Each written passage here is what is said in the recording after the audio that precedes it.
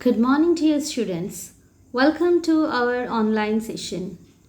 So, you are watching Chamam, and today we'll be continuing with the military causes of the First War of Independence. So far, we have seen the political causes, the economical causes, socio religious causes, and today we are going to see the military causes. Okay, now what are the military causes here? The first military causes is that the ill treatment of the Indian soldiers. Now, when we discuss about the military causes, you have to keep in mind the soldiers under the British army, the both Indian and the British soldiers. Okay, now but mainly we focus on the Indian soldiers because we are discussing about the ill treatment of the Indian soldiers in the British army. Okay, so the Indian soldiers are, firstly, they are poorly paid. Okay, they were given very less payment. That means salary will be very less, not even the deserving one they will be getting. And second point is that they are ill fed and badly housed. They are not given the proper accommodation, they are not given the proper food, etc. So they, most of the time, they have to starve, they have to live in a very uncongenial health situations or the atmosphere. And the third point is that they forbade the sepoys from wearing caste or sectarian marks. That is, what is sectarian means? Something very sacred or pure. So that means the Britishers also put certain conditions on the sepoys. Sepoys means the Indian soldiers under the British army.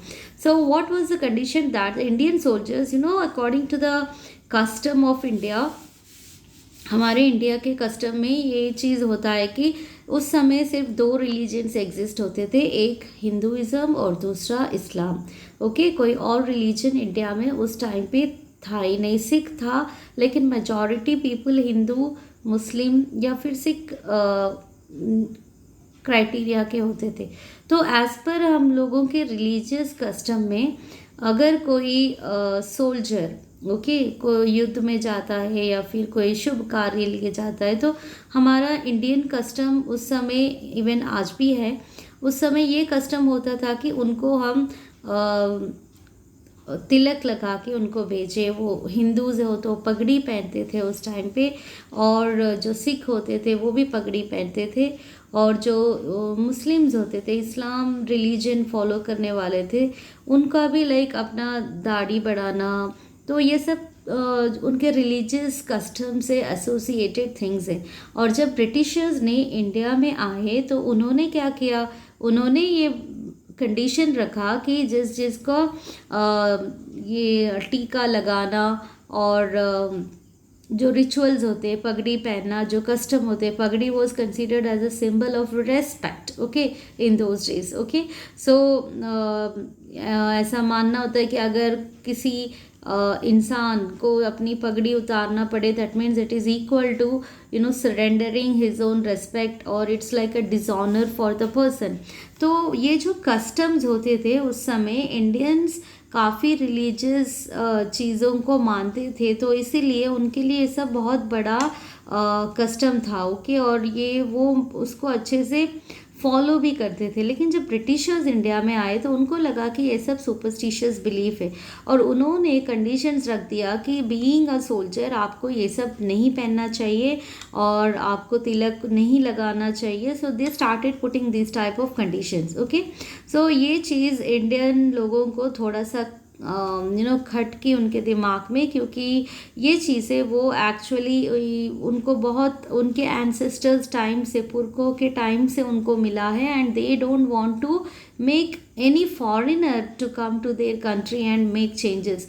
और ये सब चीज़ें बदलने को जब उनको कहा गया तो it was like hurting there religious sentiments. Then coming to the fourth point, that is, for example, beards or turbans. So as I told you that they were not allowed to wear the beards. They are especially the people of Islam religion, and they were not allowed even to wear the turbans. Okay. Then coming to the fifth point is the disregard for the sentiments of the sepoys.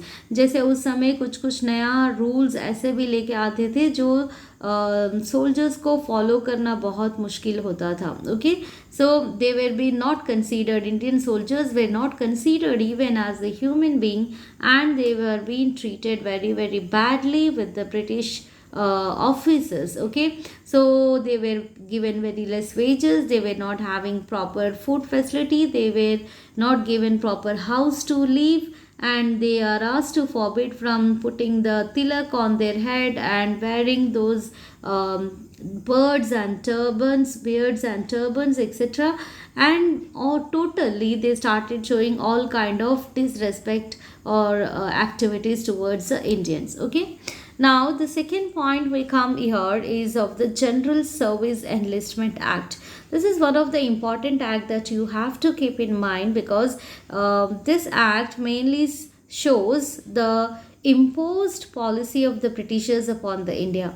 Now, according to this act, Indian soldiers could be sent overseas on the duty. So they kept a condition that according to this act, the Indian soldiers can be sent overseas. Overseas means crossing the sea to another place for on the duty base. Now, what is the problem with the Indians is that according to traditional belief, it was a taboo for a Brahmin to cross the sea. Okay, उस time पे ब्राह्मण लोगों का ये मानना होता था कि वो अपने जो भी ब्राह्मण लोग होते थे उनको नदी या समंदर पार करके किसी और जगह जाना और वहाँ रहना और वहाँ ड्यूटी करना उनके लिए ये बहुत रिलीजियस वाइज बहुत ही अच्छा नहीं माना जाता था. इसीलिए ब्राह्मण्स ने इस जनरल सर्विस एनलिस्टमेंट एक्ट को अप्रूव नहीं किया, आई मीन माना ही नहीं. Okay, now this led to the feelings of resentment among the Brahman soldiers. तो वो सोच में पड़ गए कि ये इंडियन सोल्जर्स के लिए बहुत ही लाभदायक नहीं है या फिर उनके रिलीजियस फीलिंग्स को हर्ट करने वाला दूसरा इंसिडेंट है. So this is a general service enlistment act put by the Britishers, and according to this act Indian soldiers could be sent overseas. Okay, और ये जो Indian soldiers could be sent overseas वाला जो policy Britishers लेके आए उसमें Indian soldiers का बिल्कुल मन नहीं था और ना ही वो अपने रिलीजियस कस्टम को तोड़ के ब्रिटिशर्स का कोई भी रूल फॉलो करना चाहते थे. Okay, now next we come to the third point, that is the larger proportion of the Indians in the British army. So जब ब्रिटिश आर्मी ने अपना आर्मी खुद से तो बनाया नहीं था, पहले से ही जो इंडियन आर्मी था उसमें कुछ ब्रिटिश ऑफिसर्स को भी रख लिए और क्योंकि उनकी सुपीरियॉरिटी मेंटेन हो जाए, और इंडियन सोल्जर्स जो पहले से सोल्जर्स थे उनको रखे अपने ग्रुप में. लेकिन इसका कोई ख़ास बेनिफिट इंडियन सोल्जर्स पे हुआ नहीं. ओके, और जहाँ तक पूरा आर्मी का पॉपुलेशन लिया जाए तो वो पॉपुलेशन ब्रिटिश आर्मी और इंडियन आर्मी दोनों लोगों को मिला के it seems to be very very higher. और हमारा जो गवर्नमेंट है या हमारे हॉस्पिटल्स जो है so Indians in the British Army, so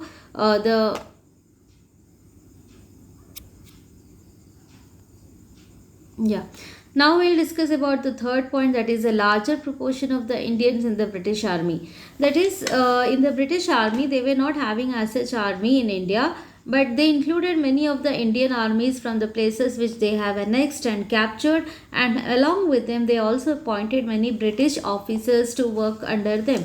Okay, but they were, as we have already seen, the condition of the Indian soldiers compared to the British was very very poor. The British soldiers were paid well, they were given proper accommodation, well clothing, everything.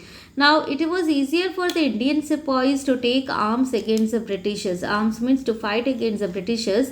Lord Dalhousie recommended more British soldiers in the army. Okay, it's not that because the Indian soldiers were less in number or less in population, and if a war has been declared, it's not that they cannot manage with that. But when Lord Dalhousie came, he recommended to add more British soldiers in the Indian army.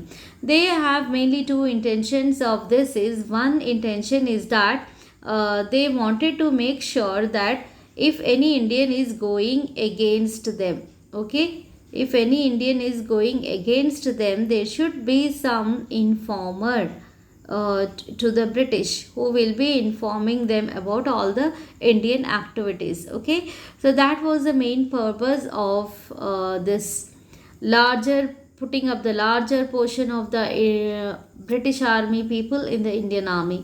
So next we will come to the next point, that is fourth point, the bleak prospects of promotions. Now what do you mean by the bleak prospects of promotions? That means all the higher positions or the promoted level of the government in the employment were reserved for the Britishers irrespective of their performances. So they were reserved for the Britishers irrespective of their performances, that how they perform was not considered as valuable. But even the eligible Indian soldiers were also not given the higher post or higher positions in the army. Okay, now Indian sepoys did not rise beyond the post of Subedar. So what was the post given to the Indian soldiers is that the Subedar post. Even today if you see, Subedar post is considered as one of the lowest posts. Okay, so this they implemented in the Indian army also. Now coming to the fifth point, deprivation of allowances. Here we discuss that the extension of the Britishers, that is the dominion in India, adversely affected the service conditions of the sepoys. Okay, so many of the sepoys seem to be helpless, they seem to be salaryless, and they were not even respected. They were asked to do all the menial works and laborers works when they are not in their duties or not in their attending any sessions. So they were required to serve areas where from their homeland without extreme payment. Okay, so they don't want to hire more Indian people, so they asked their own people to join and to do that at the earliest. Okay, now coming to the next point, the Post Office Act of 1954. This is very important date, you have to keep in mind, the Post Office Act 1954. Now withdraw the privileges to free postage. So he was not that happy with the rules and regulations that was brought by the Britishers upon the Indian soldiers. Okay, so the when the Britishers established the post office in 1850s, so they in 1854 they also kept that the Post Office Act, they made it as an act, and according to this act, if anyone withdrew the privilege of free postage, so that means no one can take the advantage of taking more privileges for the free postage, where if Indians have to contact their family members, there was no other option except using the or writing the letter, and for that they increased the stamp amount, which so that the Indians could not buy their products and their messages, what all happening inside the jail or prison should not be reported outside or anywhere else, otherwise these Britishers will be caught very easily. Okay, so now we'll come to the sixth point, that is the faulty distribution of the troops. Now when we discuss about the distribution of the troops, we have seen that the British officers used to classify the total number of the students into different groups and ask them to get shuffled. Okay, so here we see that all these Delhi and Allahabad had no British armies and were wholly held by the Indian soldiers. Okay, so Delhi, Allahabad, there was no British armies, and so they were not proper proportion of the distribution of the soldiers in the army. England was engaged in several wars outside India. So since England already had many of the envious countries against him or against it, so it actually denied this. Okay, so Indian sepoys were confident that the British were dependent on them for the safety of their empire. So even by this time the Indian soldiers or the sepoys were struggling with the famines and the floods, and at this time also the British started suppressing them, and even the British forgot the fact that they were depending upon the food grains that was cultivated by these customers.